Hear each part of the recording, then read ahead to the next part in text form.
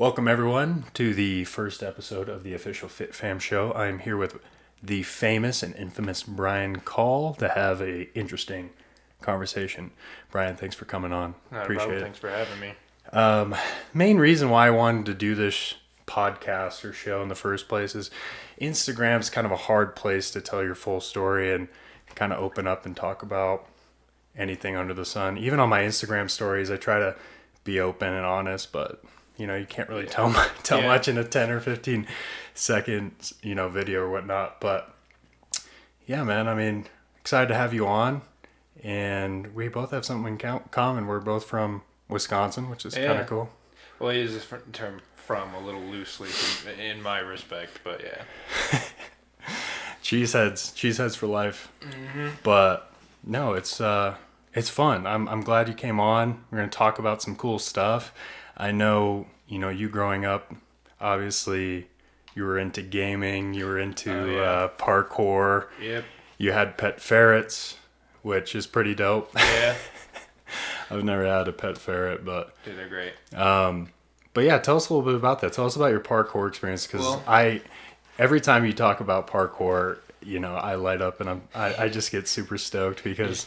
I've never done that, and it's something that I probably never get into. But it's super cool. Everybody likes to think of that little part from The Office, parkour. Hardcore parkour. It bugged me because so many parkour guys were like, why are you making fun of us? That's so stupid. And I'm like, guys, it's funny. It's hilarious. Like, that's basically all we are. We're just a bunch of kids jumping on stuff. Well, Steve Carell, they were talking about rebooting The Office, and the main reason I think they don't want to do it is because it'd be so offensive in today's day, and it's the go-to show on Netflix. When you run out of something to watch, gotta get back on The Office. But anyway, it wasn't because of The Office that I got into parkour. Funnily enough, it's actually video games. There's a video game series called The Prince of Persia where he does that. He runs on the walls and jumps off of them and stuff. And I thought that was cool. And then they came out with another game called Mirror's Edge that was more realistic. And I was just like, I wonder if you can actually do that. So I looked it up on YouTube and I saw some dudes running on walls and stuff. And I'm like, dude. And so of course I started learning it. YouTube was my sensei. YouTube was my teacher.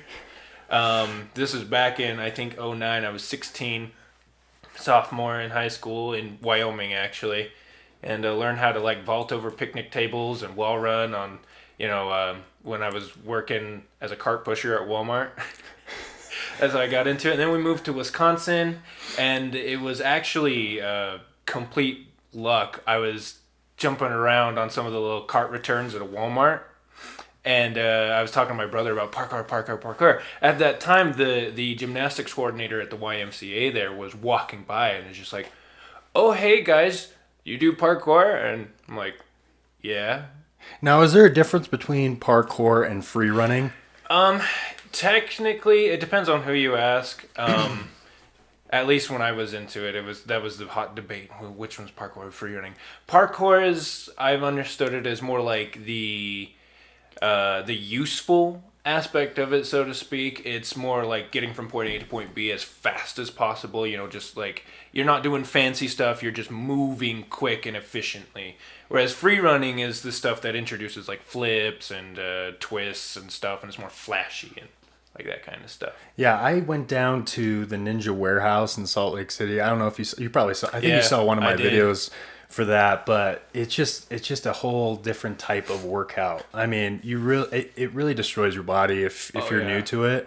And the funny thing is I'm at the gym and I'm lifting, I'm trying to get bigger or whatever my goals may be, and then you go hop on the monkey bars and you're humbled pretty quick. What I mean? So it's definitely a workout that you can't just hop into and it just wrecks you. Yeah, no, dude. I mean, I've done some martial arts, I've done some weightlifting and stuff, but by far, free running is the most physically challenging thing I've ever done. Specifically, there was this time where some friends and we went down to Ohio. Wait, no, it was Ohio. It was in Madison.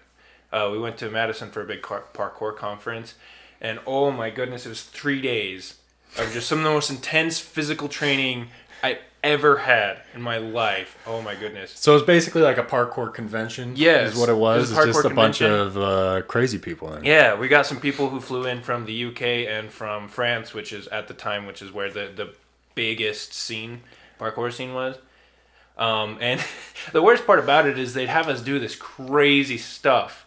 But, in like typical sports, when your coach tells you to run, you're just like, shut up, coach, you can't even do it. Let's see you try it. Yeah, the parkour guys were doing everything with us. And then when we didn't do the workout properly, so they added more to it, they did the more stuff. And we're just fine. And you're like, oh my gosh.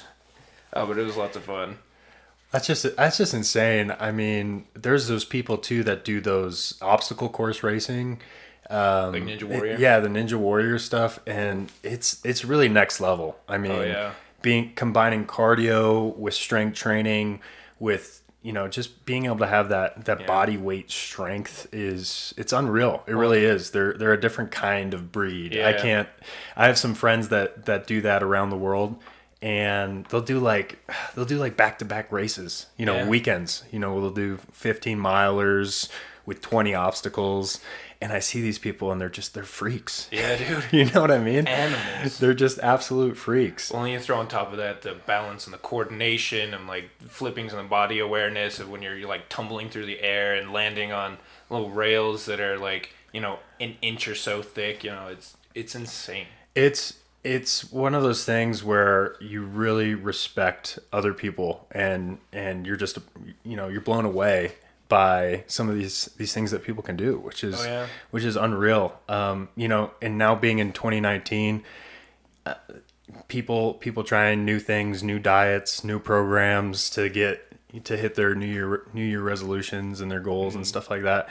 It's just one of those things where if you're consistent in whatever you're doing, you're gonna get better, you're gonna get stronger, you're gonna get faster. And a lot of people think, okay, if I go to the gym for 2 weeks and take 2 weeks off, I'll be able to kind of get back into it. And that's not really how it works. You're better off going 3 days or, 2, 3, 4 days a week consistently versus, 2 weeks up front and then take all this time off. And that's what we're seeing. Yeah. Every year it's the same scene at the gyms. We'll get all these New Year resolutioners, as we call them, that come in, this wave of people that take over all the equipment and all the space, and then after about 2 weeks, as we're kind of seeing now, we're towards the end of January, it's already kind of dropped off significantly. Which is scary, because it shouldn't be like that. Any goal you kind of have, I feel like, you need to give it that time, the 4, 5, 6 weeks to really kind of get into it, get into a groove. Oh yeah. Well, I think studies say it takes 2 weeks to develop a habit. Yeah, 2 weeks of consistent I've heard 15 days. I've heard 30 days, 60. I don't know. I just know you just have to do it consistently, right? You gotta make it a habit. So it's one of those things where people ask me, what drives you, what motivates you, and for me personally, going to the gym every morning is more of a mental anchor in my life than it is physical. Obviously, I have physical goals right now. I'm trying to put on some size, get stronger, but it really is a mental anchor for me.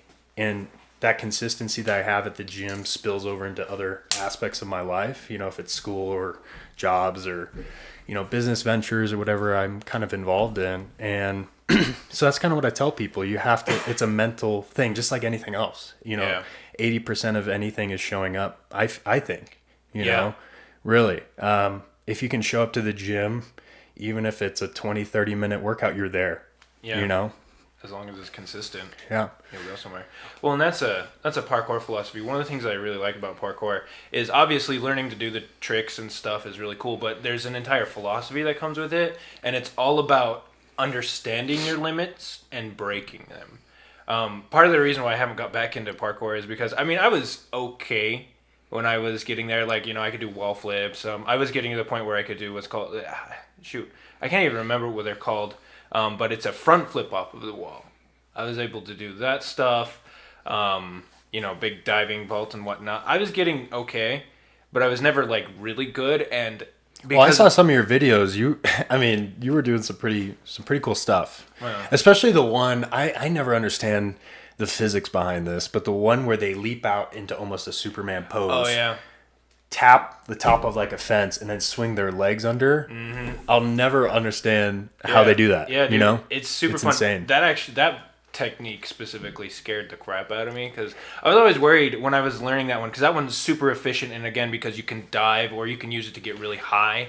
But I was always worried that my feet were gonna clip whatever it was I was trying to. And then you face plant. Face plant. Yeah, that's never happened, and I realized because I do it on a picnic table to start off, and I realized I do it on the picnic table long way, and I realized that if I did it long way, I could get my feet up and land up right on my feet every single time, even though I'm not really there's no drop off because I'm just landing on it. I was like, well. If there's a drop off, that means I have more time to get my feet out. So yeah. And then from then on, it just became second nature. And dude, I like that one specifically because it's so efficient and it's so versatile. Well, it is pretty cool when they can do that, in a fluid motion where they're running full speed. They leap on top of a fence and they just keep running. It's pretty insane. Yep. And oh, dude, I love that one. But the philosophy, man, that's another reason why I loved it was because it's always about getting better. And it's also very safe. Most traceurs, as they're called, people who practice parkour or free runners, they understand that we do have limits and we need to constantly be pushing so we can get better, but you need to respect your limits and don't overdo it, which is the same with any physical undertaking. So it's always about getting better and progressing. It doesn't matter how good you are, as long as you're getting better. That's yeah. You definitely don't want to start off on like a 50-foot building or something. You know what I mean? And doing that free running, and then they hop over onto the other building, and then they roll out of it. Yeah. I mean that stuff when they have the GoPros on top of their head and they're doing all that. My hands just start sweating thinking about it. You know what I mean? Yeah. When they're like standing right next to the edge of like some huge building, and then they go over and they're like shimmying across it, and you're just like, oh, my hands are sweating, and I'm not even there. So. Well, you recently got into jiu-jitsu, which is something that I have absolutely loved for a very long time, since I was about 18. I've been involved in jiu-jitsu. The last couple of years, I haven't been as much. I actually got hurt in a tournament. But tell us a little bit about your experience with Brazilian jiu-jitsu, because that's something new in the last 6 months that you've just experienced, and it's really kind of life-changing when you get into it. It's pretty cool. Well, I mean, I've done martial arts ever since I was a kid. I started Taekwondo at 7 years old, and I went to about 11 when we moved. But I really liked jiu-jitsu because it was the first grappling focused type of martial art that I ever done. And the nice thing about jiu-jitsu though is how you can compete with it. Because like in Taekwondo, I competed in Taekwondo when I was a kid, but the problem with martial arts that involves striking is in order to compete, you have to get decked up in all of this gear, mouth guard, helmet. They have they have gloves, then they have the leg pads, right? Or the shin pads or whatever. I don't know what they're called. But... And you can only hit certain parts of them. You can, the parts that are protected and whatnot. And but jiu-jitsu is just like, as long as you're not breaking limbs, you go, man. There is no holding back. There is no, you can't grab this part of them. You can't, but obviously, there are some things you can't do. But, never at any point did I feel like I was being arbitrarily held back. I want to get my boys involved in jiu-jitsu. Dude. It's amazing. Yeah, dude, when I have kids. It's absolutely amazing. When I have kids, I'm going to get them. Even if I have girls, I'm like, you're going to learn how to... 100%. How to choke out some dude. 100%. If you... And most people that aren't, trained in martial arts, when they get into some sort of altercation, even if they're messing around with their cousins and they're on bottom, right? Yep. So they somebody is on top of them, they're attacking them, they're trying to choke them out or whatever. In jiu-jitsu, they basically teach you how to be on the offense from the bottom, from what's called guard position, right? Yep. And that's what I love about it is the essence of jiu-jitsu is that even if you're the smaller person that's on the bottom or, rolling around or whatever, you can still break limbs. You can still choke people out. Doesn't really matter, as long as you have good technique and stuff like that. So it's something that really resonated with me when I got involved with it. Because you're so small. I'm still growing, so I'm still eating. I tell my wife that all the time. I'm still growing, but no, it's absolutely amazing. I think for especially for young boys that have a lot of energy and stuff like that. Oh, yeah. But, you know, traditional sports are great. Team sports are great, but to have that individual, you know, confidence. Because you train jiu-jitsu and you've been in those situations and stuff like that, it's awesome. Yeah. And especially the respect you learn in martial arts alone, you know, for your sensei or your coach or whoever, you know, it may be. It's a great thing. Oh yeah, and that's another reason why I like martial arts, because those are the things that I've always done for fitness, is the free running and then the martial arts. I did some kung fu back in a while, which is probably my favorite of the martial arts that I've done, because it was very practical, very useful. But again, it didn't have the grappling aspect, which, you know, altercations oftentimes end up on the ground. So I was like, well, if somebody tackles me, I'm done. Well, and in most you know, case scenarios, with me growing up and having older cousins that were stronger than me and whatnot, it kind of teaches you just to relax in those moments. And like I said, that confidence is there, which is great. And most people, when they get into a fight or a grappling match or wrestling or whatever, they burn out in 20 seconds. So that's another thing too. It kind of teaches you to endure that. Yeah. And then you can kind of just start going to work on the person, which is awesome. Yeah. That's great. Well, and again, the other thing I like about it is it has jiu-jitsu, especially, has, you know, hundreds of years of being practiced and being used. I mean, it was essentially what samurai would use when they would square off, is they would wrestle each other to the ground and then they would try to fit their short sword into the little plates in their armor. But that's one of the reasons why I like it, because it's got so much more than just the physical aspect of it. There is a mental and a spiritual aspect to it that I really respect. So no, that's awesome. And I know, you know, for our viewers, you spent 2 years in Japan, you know, which I definitely want to hear about. You know, you served a 2-year LDS service mission there, and just had a great experience. You're fluent in Japanese, which is great. You're also studying Japanese history. Right now, going on to, you know, more schooling with that, hopefully, you know, do a PhD. But tell us a little bit about your experience in Japan, because I love that culture. You know, after seeing Tom Cruise in Last Samurai, it's kind of like you kind of want to just go there and experience the culture. And it's definitely something I want to do. You know, and take my wife and just go there. You know, we love sushi. We love all the typical American stuff about Japan. But yeah, tell us a little bit about your experience there. You know, living among the people. You know, what was that like? Well, I mean, Japan kind of stole my heart. I mean, the U.S. is and forever will be my homeland, and I love it. I love my little hometown, but there's something about Japan that just captured me. And again, that's I'm taking Japanese classes. I'm minoring in Japanese, majoring in history, with the intent that I will study ancient classical Japanese history. That's my goal. That's what I want to know more about. But Japan, in many ways, it's just like the U.S. I mean, they have McDonald's over there too, you know, cars and video games and all lots that of traffic. Stuff. Yeah, Tokyo. lots of traffic. And people go to the gym and love dogs and whatever. What's the average height over there? Oh. And this isn't supposed to be offensive. I'm just curious. I don't know what the actual average height is, but it's not very tall. I mean, for men, I would guess. Because you were tall over there, right? And what are you? Are you 6 foot? Yeah, I'm 6 foot. Yeah. One of my Japanese friends is actually, she's a female, and she is 5'8", and she just towers over even most guys.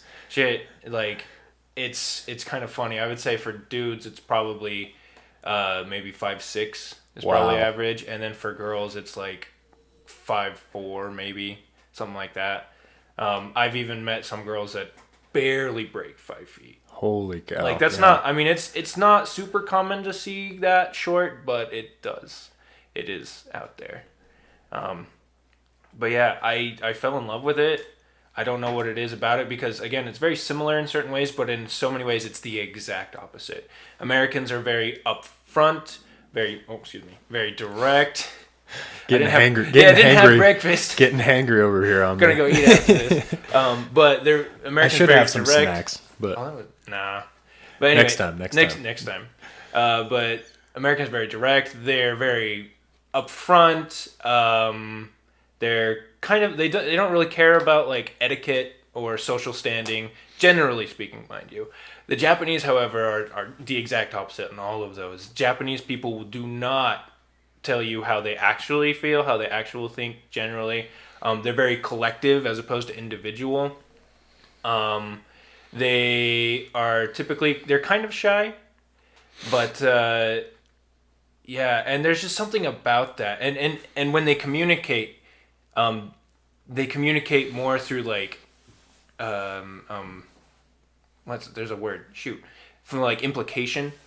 Like, you know, you have to understand what is going on between the lines. It's like the tone of how they're saying things. Yeah, and you know, the historical veracity of The Last Samurai. There's a lot of things that are like a lot of it's Americanized. Oh yeah. So Hollywood. much of it is just romanticized and stuff. But like, there's a part where the Taka, the girl who's, you know, taking care of Tom Cruise, and she goes to Katsumoto, the leader, is like, I can't stand it anymore. He killed my husband, and I have to live with him, and blah blah blah. Blah. He's a pig, kind of thing. Yeah. And he's like, please send him away. And he's like, no, I'm not going to. She's like, well, then can I end my own life? He's like, no, you can't. And you know, and as she's walking away, Tom Cruise starts walking in, or actually, Tom Cruise enters the scene, and that's when she leaves. And he just goes to Katsumoto. He goes, oh, she's been very good to me. And Katsumoto just nods and goes, she is honored to have a guest in her house, my guest in her house. And you're just like, that is actually a very Japanese thing. So some of it is on point. Oh yeah, it's not all. Yeah, I mean, it's taken to a kind of an extreme, but that's kind of the idea behind a lot of Japanese culture. Is it is far more about keeping society in a good state, and it's less about your individual wants and your individual needs. Sure. So if somebody goes to Japan, what are maybe the top 5 things you would say that they need to experience while they're there? Well, depends on what you want. Because, asking for a friend. Yeah. It depends on what you want, because Japan's so interesting because you have like all the new technology and stuff of the modern world and some of the cutting edge stuff, but then you'll be wandering around Tokyo with all these high-rise buildings and poof, there's a Shinto shrine right there. And you're like, whoa. And it looks like it got this little section of the city just got lost in time, and everything just progressed around it. But then there's just this one spot that just like is cut off from the rest of the world, and you're like, whoa. So I mean, there's the cool stuff like going to see Tokyo Tower, or you know, riding the bullet train, or going to the otaku geek capital of the world and seeing all the cool gadgets and stuff that they have. But then there's the traditional stuff, like going to a Buddhist temple to see kind of the architecture and whatnot, going to a Shinto shrine and doing kind of like the little cleaning rituals, or going to a traditional Japanese, it's called a ryokan, going to a traditional Japanese inn and stopping in at the hot springs and just, you know, having the relaxing kind of traditional Japanese stuff. Food is amazing. Oh, obviously. I bet. Obviously. I don't even like seafood, and I like Japanese food. No, I mean, like I said, my wife and I are huge sushi fanatics, and living here in Utah, you don't really get anywhere near quality sushi. Yeah, dude. Everywhere we go, I feel like it's okay, you know. Yeah. But you know, even sushi in California is miles above what we can get out here, just because they can get it same day, you know, right from the ocean, which is pretty cool. Cherry blossoms is like kind of what I think of when I think of Japan.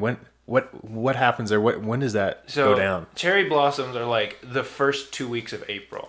And the Japanese love cherry blossoms because it's very indicative of how they think and their own kind of way of looking at stuff. Because, you know, in the spring, the cherry blossoms bloom, and they're just, oh my gosh, they're everywhere. And because Japanese people love them so much, they're planted all over the place. And during the 2 week, like, you have forecasts. This is when this part of Japan's going to see the height of the blooming season or whatever.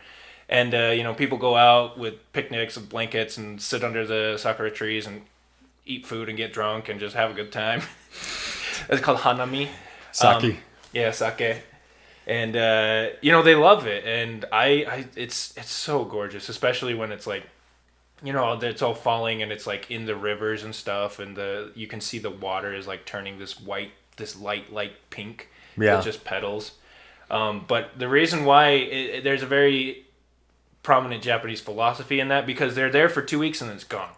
Yeah, yeah. And it's precisely because it's so fleeting that Japanese people love it, because it's like, we're only going to have this for a short time. We better enjoy it while we have it. And take some time off. Mm-hmm. I just had a friend that went out there to hit the slopes. I guess he did a week or two of just snowboarding out there. Yeah. Is there a lot of resorts or stuff out there? Yeah. So Japan is like, I can't remember the exact numbers, but Japan is like 15% like arable, like farmable land, and then the rest is just mountains. Wow. It's just steep mountains, and especially once you start getting into the north, like in Nagano-ken, which is, I was close by there.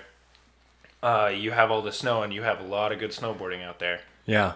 Especially, yeah. And you talked about Japan, and obviously you're super, super in love with Japan. Mm. You talked about it stole your heart. So are you planning on finding a Japanese woman that I know you're single? Is that the goal? That would be dope, I'll be honest. I think that would complete you for sure. Yeah. Because with everything you have going on in your life and what you're studying and culturally, Yeah. I mean, half your Facebook posts are in Japanese. Yeah, dude. So.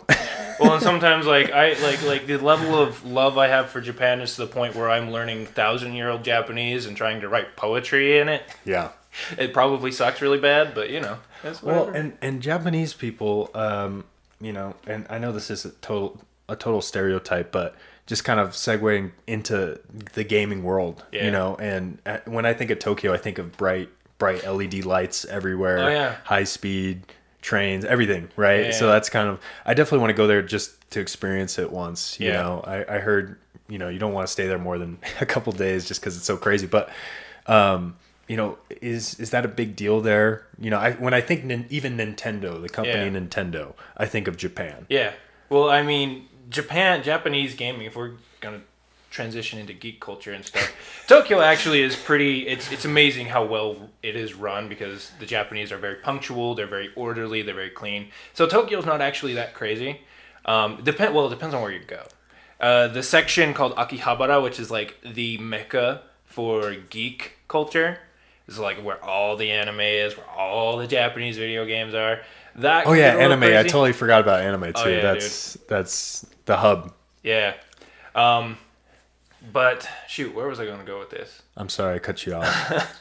I mean, yeah, there is a huge subset of geek culture there. Sure. I mean, Japanese sensibilities, Japanese media dominated video games and anime in the 90s and the early 2000s. Like Nintendo and PlayStation are both Japanese companies, and they're like two of the biggest. The other one is Xbox, obviously, which is the other big company, and that one's American, but two of them are Japanese.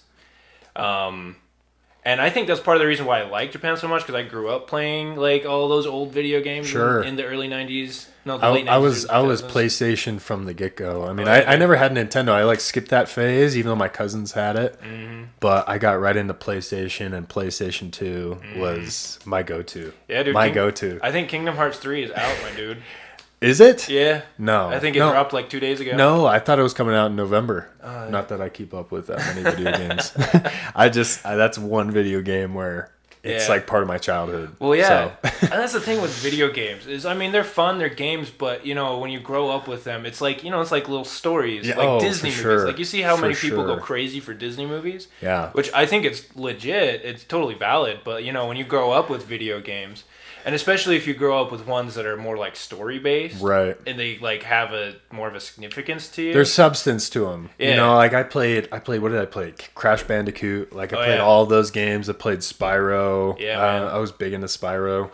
I'm trying to think what else. Kingdom Hearts for sure. Mm-hmm. And the cool thing about Kingdom Hearts is they integrate all the Disney, aspects of it, and they mold it and melt it into one awesome story, which is great. Kingdom Hearts is so weird because like it shouldn't have worked, but they're like, we're gonna take Final Fantasy, which is like one of the most Japanese anime. I could not keep up with Final Fantasy. Oh, yeah. I was just too young. I didn't understand. There's too many of them. There's like Final Fantasy 86 or something coming out. We're on officially 15 right now, but that's not including the other spin-offs and stuff. But like Final Fantasy is like the most stereotypical anime thing out there. It's just kind of ridiculous. And then they combine it with Disney. Like, who doesn't love Disney? Yeah, I mean, but are you kidding me? Like, wait, when did you think this?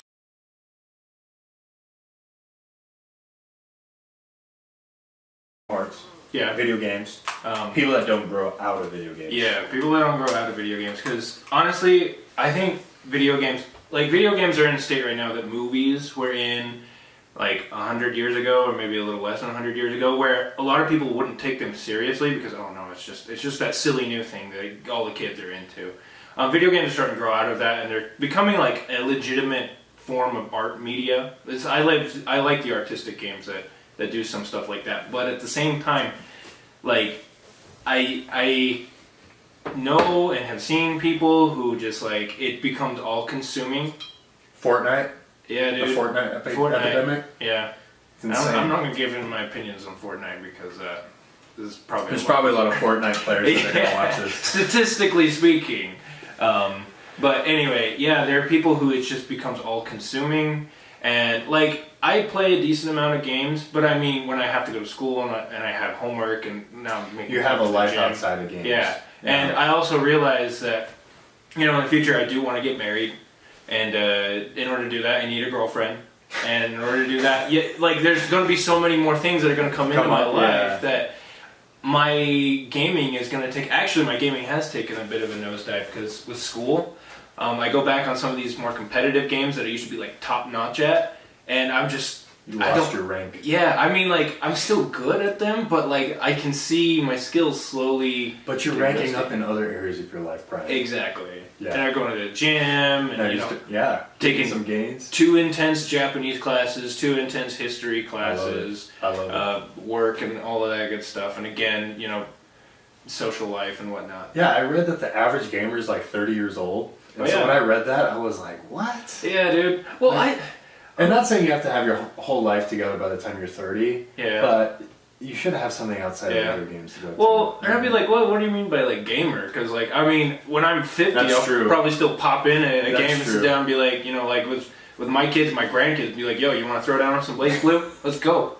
Yeah. Does that make me a gamer? Like, I just read a story about this 700-pound guy that lives with his dad. He's 35 years old. And he just sits naked on his bed because it's too hard to dress himself, and he just plays games all day. Yeah. And it's the saddest thing. Yeah. And he's just progressively just keeps gaining weight. Yeah. Just because he sits there in games, and then his dad feeds him whatever he wants. And I'm like, that is just so unhealthy. Yeah. And not just physically. I'm talking like the mental part of that too. Yeah. Where you literally are doing nothing. Well, yeah, because I totally get, I understand the mental part of it a lot too, because like when I was in middle school and up until the last couple years in high school, I was not good socially. Like I had a real hard time connecting to people, and video games were nice because like, it was something that I could do, it was something that I could challenge myself at, which I like overcoming, I like progressing and getting better at stuff, but especially with the story games, I felt like I could connect to these characters. Which is fine. I think there is a place for that in expression and art and whatnot. But the problem is some people don't ever get out of that, and then it's just the games, and then they never learn how to connect with people in real life, and then Well, that's the big argument against social media today. With I don't even know, Gen X is that what they call it? Gen Z. Yeah. Because they're just on their phones constantly. You know what I mean? It's just unhealthy, but. Shout out to everybody that's trying to kick those habits. Dude. It's tough. Even for me, I with my Instagram or whatever, but I did do a 10-day media fast. Yeah. Is what I called it, and I hopped off everything for 10 days. And it was beautiful. It was great, and it's probably about time I did a little mini one again. But yeah, dude. It's. Well, I took my car down to the shop down in a trusted mechanic down in my hometown. And, I didn't have anywhere to stay, so I just wandered around town for literally 5 hours, and I had my social media, everything was done, nothing new was happening, so I didn't listen to YouTube, I just walked around, found some horses, pet some horses, found a cat, pet a cat, and just it's a beautiful thing. Yeah, dude. Just enjoy life. Yeah, dude. Especially out here in Utah with all the mountains and everything. Oh yeah, the mountains and the clean, crisp, mountain air and the like walking around a small town and you get the smell of like wood burning stoves and stuff. Like, oh, dude, it's so good. It's great. Yeah. Well, hey man, thanks so much for coming on. Appreciate it. We're gonna have to have you back. Episode 1, we had a little bit of technical difficulties, but I don't even know if it's recording anymore. Yeah. But oh well. Hey, thanks for coming on, man. Appreciate it.